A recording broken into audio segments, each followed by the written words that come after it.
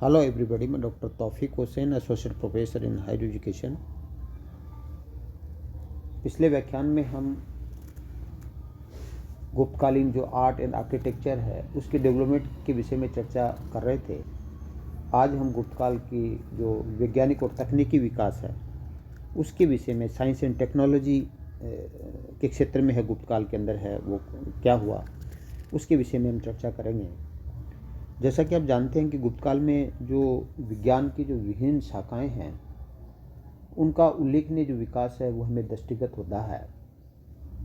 क्योंकि इस काल के अंदर है जो गणितज्ञ थे वो ज्योतिष विद्या में भी है वो काफ़ी निपुण थे। और इसी कारण इन जो ज्योतिष और गणित है, मैथमेटिक्स है, इन दोनों शाखाओं की, विज्ञान की दो प्रमुख शाखाएं हैं, उनका हमें एक तरह से एक महत्वपूर्ण विकास है वो ज्ञात होता है।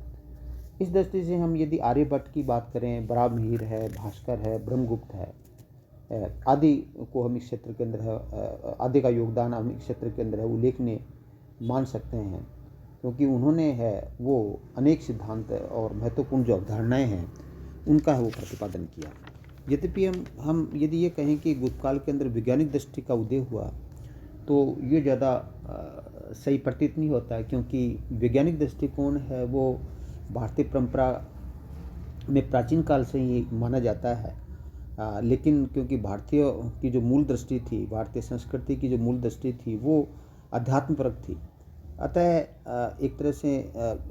जो इस वैज्ञानिक दृष्टि है उस पर गहराई से है वो चिंतन नहीं किया गया। लेकिन गुप्तकाल के अंदर क्या है कि विज्ञान के क्षेत्र में किसी मौलिक दृष्टि या किसी मौलिक विचार का आविर्भाव तो नहीं होता है, अपितु इस क्षेत्र के अंदर है वो जो वैज्ञानिक सोच है उसका हमें जो विकास है वो हमें दिखाई देता है। और जैसे कि मैंने बताया कि विज्ञान के जो विभिन्न क्षेत्र हैं उनमें विकास दिखाई देता है, और जिसमें जो गणित और ज्योतिष के क्षेत्र के अंदर है हम बात करें कि दोनों शाखाओं का जो समुचित विकास है वो हमें जो आर्यभट्ट है, वराहमिहिर है और भास्कर और ब्रह्मगुप्त की रचनाओं में हमें दिखाई देता है। तो जो आर्यभट्ट है वो गुप्तकाल की, हम आर्यभट्ट की बात करें तो आर्यभट्ट है गुप्तकाल का जो प्रसिद्ध गणितज्ञ थे, और उन्होंने आर्यभट्टम है जो जिसको में 10 गीति का पाद है उसी का भाग है,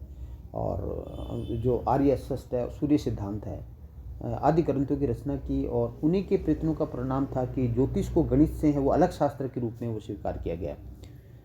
आर्यभट्ट के कारण से यह ज्योतिष को है वो एक तरह से अलग शास्त्र के रूप के अंदर है वो परिभाषित किया गया या अलग स्वीकार किया गया, और उन्होंने दशमलव से संबंधित जो सिद्धांत है उसको विकसित किया। आर्यभट्ट ने जो पाई का जो सिद्धांत है जिसका मान 22/7 अर्थात 3.14 है वो माना जाता है, वर्तमान के अंदर भी है, इसको इसी रूप में स्वीकार किया गया है। तो आर्यभट्ट ने इस मत का भी प्रतिपादन किया कि पृथ्वी गोल है और वो अपनी धुरी पर है, वो घूमने के कारण से है वो ग्रहण है वो होते हैं। तो आर्यभट्ट का जो महत्वपूर्ण योगदान है वो एक तरह से हम कह सकते हैं कि इनका जो आर्यभट्टम नामक जो ग्रंथ है उसमें जो गणित के जो उन्होंने बुनियादी सिद्धांत बताए, और आगे आने वाली पीढ़ियों ने उन सिद्धांतों का जो अनुसरण किया, जिसमें क्षेत्रमति है, त्रिकोणमिति है, ज्यामिति है, आदि विषयों का जन्मदाता है वो हम आर्यभट्ट को है वो मान सकते हैं। और जैसा कि मैंने बताया कि जो पाई के मान की जो गणना 1.4 है, और जो जो जो जो जो जो सौर वर्ष की जो अवधि है वो 365.35 है, ये गणना जो आर्यभट्ट ने दी वो गणनाएं हैं वो 3 अंकों तक है, दशमलव के 3 अंकों तक है, वो आज भी है वो एक तरह से इक्वल मानी जाती है। तो आर्यभट्ट का ये योगदान, जैसे कि मैंने बताया कि जो ज्योतिष को है वो गणित से अलग शास्त्र घोषित करने के अंदर है वो आर्यभट्ट का महत्वपूर्ण योगदान माना जाता है। और एक तरह से क्या है कि आर्यभट्ट ने है वो खगोल शास्त्र के क्षेत्र के अंदर भी एक क्रांतिकारी उसने खोज की, क्योंकि उन्होंने सबसे पहले ये घोषणा की कि पृथ्वी गोल है और अपनी धुरी पर घूमती है, और उसकी छाया जब चंद्रमा पर पड़ती है तो उसके कारण से ग्रहण होता है। तो ग्रहण का जो वास्तविक कारण है वो एक तरह से जो साइंटिफिक कारण है वो आर्यभट्ट ने है वो बताने का प्रयास किया। और जो आर्यभट्ट का जो ये जो सिद्धांत है, जो एक तरह से हम कहें कि आर्यभट्ट है भारतीय खगोल विद्याओं में सर्वाधिक जो वैज्ञानिक दृष्टिकोण रखने वाले एक खगोलवेत्ता थे, और उन्होंने जो अनेक क्रांतिकारी सिद्धांतों का जो प्रतिपादन किया उनको जो प्रवर्ती जो खगोल शास्त्री हैं उन्होंने उसको अपनाया और उनके वैज्ञानिक समझ को उन्होंने आगे बढ़ाने का है वो कार्य किया। तो वराहमिहिर और जो ब्रह्मगुप्त है ने भी जो आर्यभट्ट के सिद्धांतों को है वो एक तरह से उनकी एक तरह से कठोर आलोचना की। तो आर्यभट्ट के बाद में है जो आर्यभट्ट का जो योगदान है, जिसमें मैंने आपको जीरो शून्य का आविष्कार की बात करें, या हम पाई के सिद्धांत के मान की बात करें, या पृथ्वी खगोल शास्त्र के क्षेत्र में पृथ्वी को गोल बताया और अपनी धुरी पर घूमने वाला बताया, तो ये जो जो जो जो जो आर्यभट्ट ने ये जो चीज़ें बताई, उससे उनको ये जो चीज़ें हैं वो एक प्रकार से है, ये ज्ञान है वो भारतीयों से अरबों ने सीखा, अरबों से है वो फिर ये ज्ञान है वो एक प्रकार से है वो यूरोप के अंदर जाता है। तो गणित के क्षेत्र के अंदर जो आर्यभट्ट की जो सबसे बड़ी उपलब्धि थी दशमलव की खोज थी, और एक तरह से क्या है कि ये क्रांतिकारी खोज मानी जाती है, और भारतीयों को ये श्रेय दिया जाता है कि विश्व को दशमलव से है वो परिचित करवाए। तो इस तरह से क्या है कि आर्यभट्ट के पश्चात है वो गुप्तकाल का जो दूसरा प्रमुख जो गणितज्ञ को ज्योतिष शास्त्री है वो वराहमिहिर को माना जाता है। और वराहमिहिर का एक तरह से क्या है कि वैसे उनका समय विवादास्पद मानते हैं, लेकिन ज्यादातर इतिहासकार है उनका समय है वो गुप्तकाल ही मानते हैं। और इन्होंने एक तरह से क्या है कि पंच सिद्धांतिका है, वृहत संहिता है, वृहत जातक है, लघु जातक है आदि ग्रंथों की रचना की। और उन्होंने पंच सिद्धांतिका नामक जो ग्रंथ है उसमें ज्योतिष के जो 5 सिद्धांत है वो बताए, जिसमें उन्होंने एक तरह से पितामह है, वशिष्ठ है, सूर्य है, पोलिस है और रोमक है, ये सिद्धांत बताए। और वृहत संहिता में ज्योतिष, वास्तु और दर्शन कला से संबंधित विषयों का निरूपण है वो वराहमिहिर ने किया। तो जो वराहमिहिर है उसका जो पंच सिद्धांतिका वो एक महत्वपूर्ण ग्रंथ माना जाता है। तो इस जो जो जो जो वराहमिहिर के विषय में कहा जाता है कि वो ज्योतिष के रूप में उतना ज़्यादा प्रसिद्ध नहीं थे जितने कि ज्योतिष के इतिहासकार के रूप में है। तो इस समय है वो एक तरह से गुप्तकाल के अंदर है वो ज्योतिष के क्षेत्र में यूनानी और भारतीय ज्योतिष का जो समन्वय है वो करने का प्रयास किया गया, और समन्वय कर करके ज्योतिष के क्षेत्र में रोमक और जो पोलिस नामक जो नए सिद्धांत है वो इंट्रोड्यूस है वो किए गए। तो वराहमिहिर ने जो ज्योतिष शास्त्र की जो 3 शाखाएँ हैं, ज्योतिष को एक तरह से ज्योतिष को 3 शाखाओं के अंदर विभक्त किया, जिसमें एक तंत्र है जिसको गणित ज्योतिष कहा जाता है, होरा जिसको जन्मपत्री कहा जाता है, और संहिता जिसको फलित ज्योतिष कहा जाता है। तो वराहमिहिर ने है एक तरह से ज्योतिष को 3 शाखाओं में विभक्त किया। और इसके अलावा वराहमिहिर के जैसे मैंने आपको बताया कि वृहत संहिता है, वृहत जातक, लघु जातक है आदि ग्रंथों की वो चर्चा की। तो वराहमिहिर ने ज्योतिष से संबंधी अवधारणाओं पर जो विदेशी प्रभाव होते हुए भी है इनके द्वारा अभिव्यक्त जो सिद्धांत है वो गुप्तकालीन वैज्ञानिक परंपरा और दृष्टिकोण को वो परिपुष्ट करते हैं। तो गुप्तकाल के अंदर जो आर्यभट्ट और वराहमिहिर के पश्चात वो तीसरा प्रमुख जो गणितज्ञ ज्योतिष शास्त्री है वो ब्रह्मगुप्त को माना जाता है। और जैसा कि आप जानते हैं कि जो ब्रह्मगुप्त है वो इसकी जो प्रमुख जो कृति है वो ब्रह्म स्फुट सिद्धांत है वो मानी जाती है। तो इसका महत्व जो एक तरह से क्या है कि एक तरह से जो ब्रह्मगुप्त ये बताते हैं कि जो पृथ्वी की जो गुरुत्वाकर्षण शक्ति है उसके विषय के अंदर है वो एक प्रकार से है वो ब्रह्मगुप्त ने है वो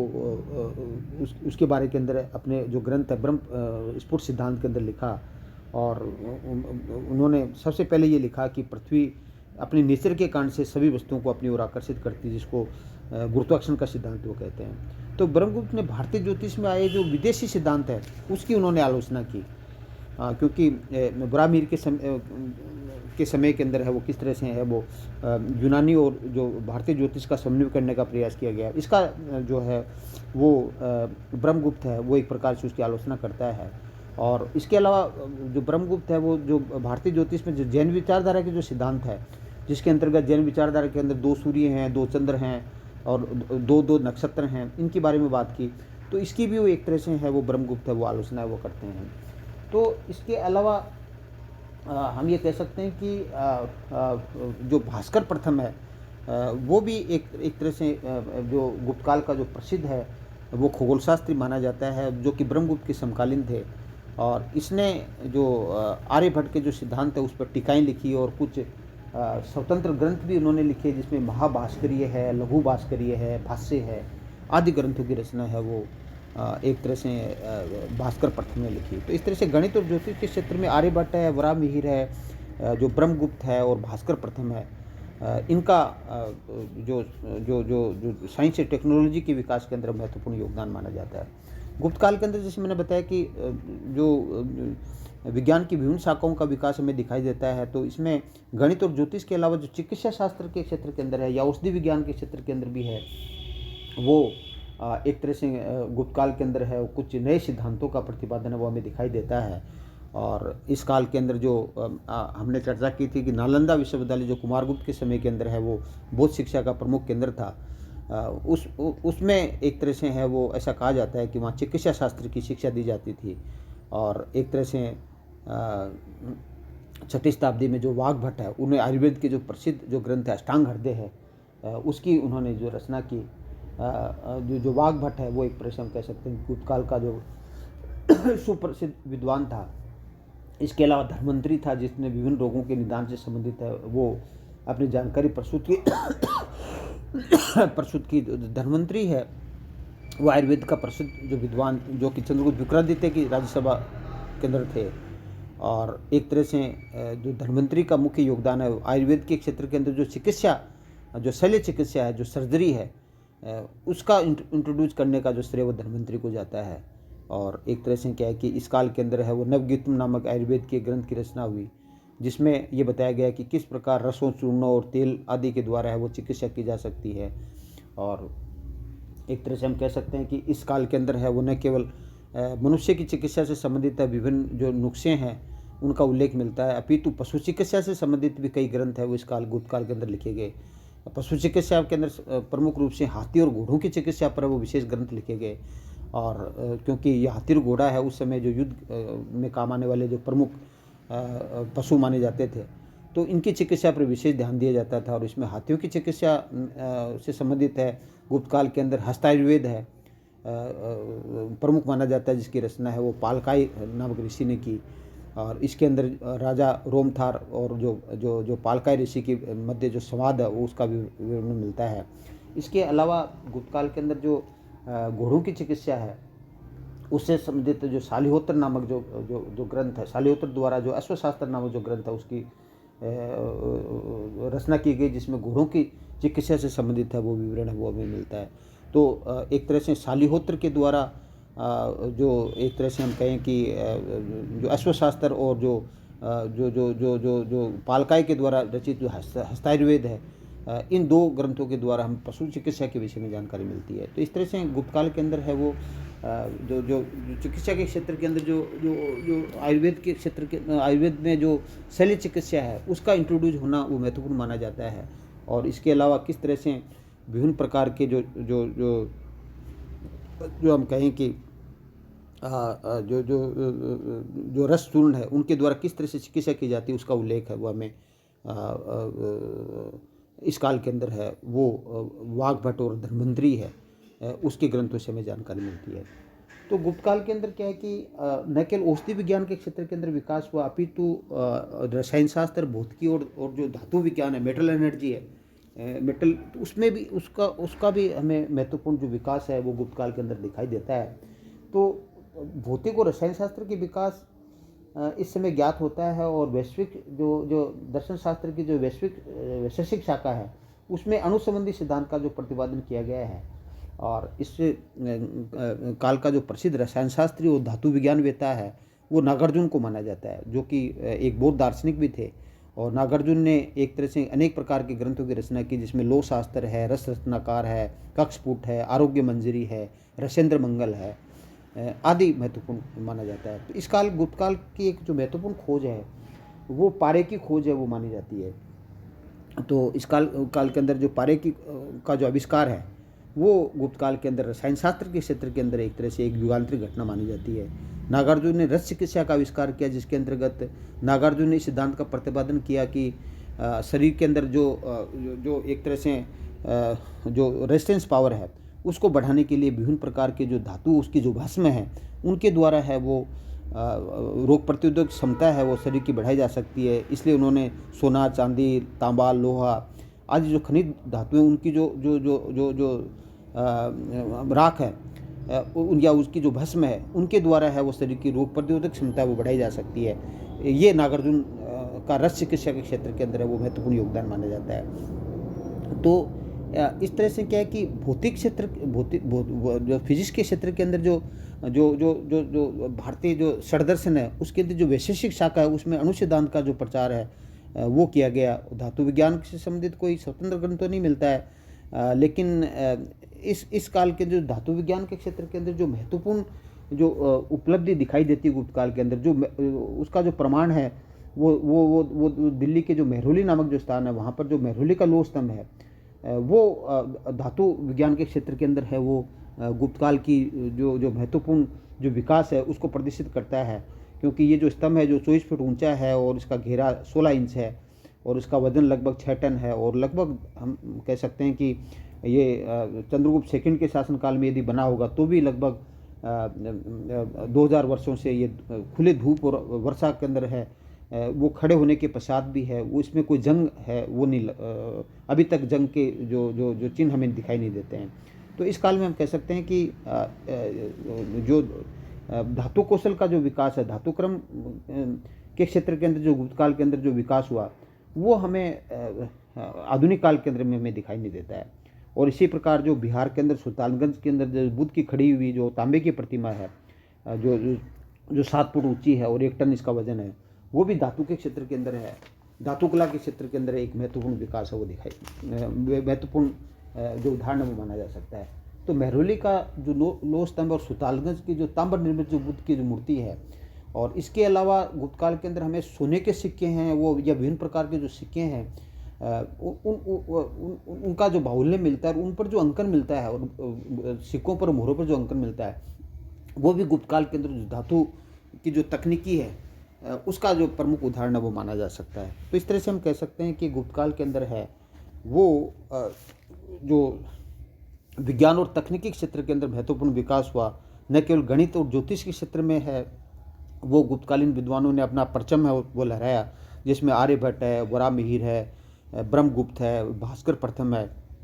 उनकी रचनाओं ने उससे किस प्रकार गणित और ज्योतिष के क्षेत्र के अंदर है वो महत्वपूर्ण है वो जो एक तरह से विचार है वो प्रस्तुत उन्होंने किए। चिकित्सा के क्षेत्र में किस तरह से धन्वंतरी है, वाघभट्ट है, उन्होंने न केवल मानव चिकित्सा अपितु पशु चिकित्सा के क्षेत्र के अंदर है जो हस्तायुर्वेद है या जिसको हम अश्वशास्त्र जो ग्रंथ कहते हैं उसमें महत्वपूर्ण जो विकास दिखाई देता है। रसायन शास्त्र के क्षेत्र के अंदर हम किस तरह से नागार्जुन का योगदान माना जा सकता है, किस प्रकार एक तरह से जो पारे की खोज है वो इस काल की महत्वपूर्ण उपलब्धि मानी जाती है। नागार्जुन ने किस प्रकार विभिन्न जो धातुओं की जो भस्म है उसके द्वारा मनुष्य की रोग प्रतिरोधक क्षमता किस प्रकार से बढ़ाई जा सकती है उसके क्षेत्र के अंदर जो सिद्धांत प्रतिपादित किया। भौतिकी क्षेत्र के अंदर जो अणु सिद्धांत है और धातु विज्ञान के क्षेत्र के अंदर किस प्रकार यहाँ के जो सिक्के हैं, मोहरे हैं,